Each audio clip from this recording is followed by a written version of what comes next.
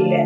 नमस्कार, मॉर्निंग खबरों में आपका स्वागत है। आइए नजर डालते हैं आज के हेडलाइंस पर। दिल्ली की हवा जहरीली, वायु प्रदूषण गंभीर श्रेणी में। इंडिया गेट पर प्रदर्शन कर रहे कई लोग हिरासत में लिए गए। राहुल गांधी ने सरकार पर साधा निशाना। सीएम योगी का बड़ा ऐलान, उत्तर प्रदेश के सभी शैक्षणिक संस्थानों में वंदे मातरम गाना अनिवार्य।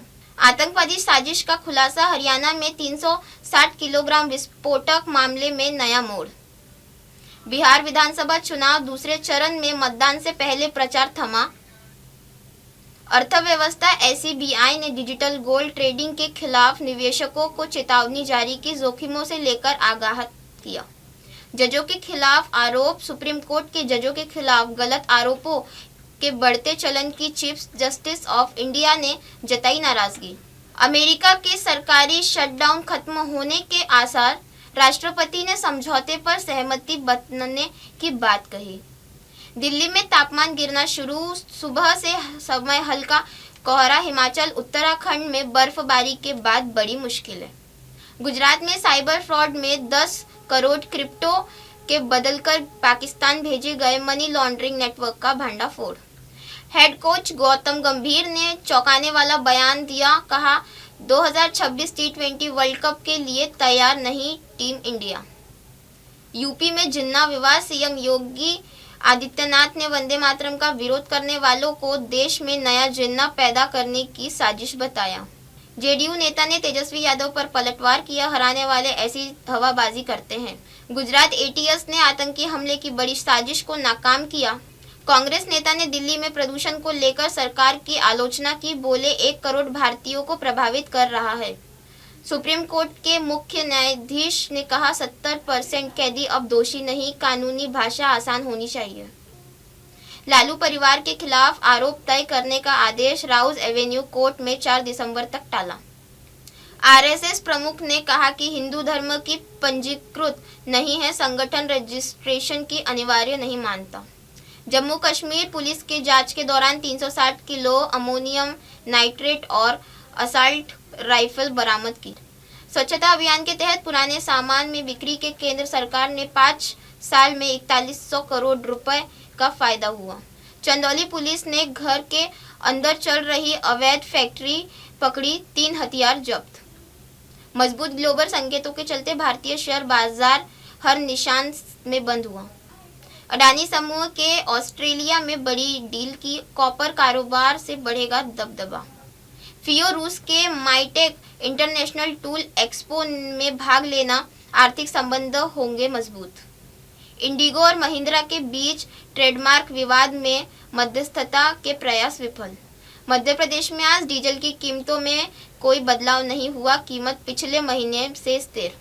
सरकार ने घाटे में चल रहे सार्वजनिक उपक्रमों के लिए नई नीति का मसौदा तैयार किया। वित्त मंत्री ने सरकारी बैंकों में मर्जर को लेकर बड़े संकेत दिए, बैंकिंग क्षेत्र के अगले चरण पर विचार।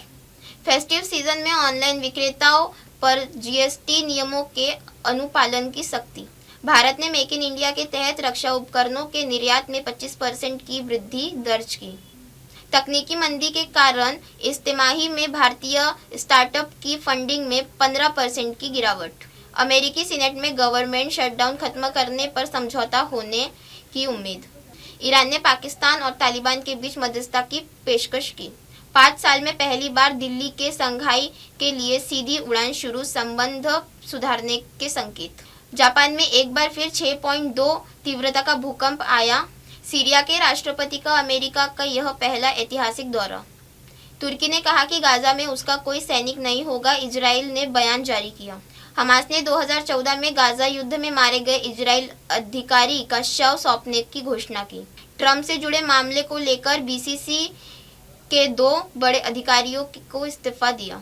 संयुक्त राष्ट्र ने भारत में आतंकवाद के वित्तपोषण के खिलाफ और कड़े अंतर्राष्ट्रीय नियमों की मांग की। प्रधानमंत्री मोदी ने बुद्ध को उपदेशों को भारत के भूटान में बीच पवित्र सेतु बताया। पूर्व क्रिकेटर गौतम गंभीर ने कहा टीम इंडिया 2026 टी20 विश्व कप के लिए तैयार नहीं है। रोहतक ने पीठ पर 27 किलोग्राम का बैग उठाकर 847 पुशअप करके रिकॉर्ड बनाया। आकाश चौधरी ने 11 गेंदों में अर्धशतक जड़कर रिकॉर्ड बनाया। अभिनेता धर्मेंद्र ब्रीच कैंडी हॉस्पिटल में भर्ती, वेंटिलेटर सपोर्ट पर। छात्रा के नाम पर 5 फर्जी इंस्टाग्राम अकाउंट बनाकर भेजे गए अश्लील संदेश। इंदौर में तेज आवाज वाले साइलेंसर और हुट्रो को जब्त कर उन पर बुलडोजर चलाया गया। घरेलू विवाद में पत्नी ने प्रेमी के साथ मिलकर पति की हत्या की, दोनों गिरफ्तार। हाथी का उत्पात, महुआ की खुशबू से मदमस्त हाथियों का झुंड गांव में घुसा, घरों को नुकसान पहुंचाया। लावारिस मोबाइल फोन से 1.30 लाख रुपए की ऑनलाइन ठगी करने वाला युवक गिरफ्तार। इंदौर में सड़क चौड़ीकरण के खिलाफ रहवासियों ने काले झंडे लहराकर प्रदर्शन किया। इसी के साथ बने रहे देश और दुनिया की तमाम खबरों के साथ और देखते रहे MNS न्यूज। हाय, मैं हूँ तापसी पन्नू और आप देख रहे हैं MNS न्यूज।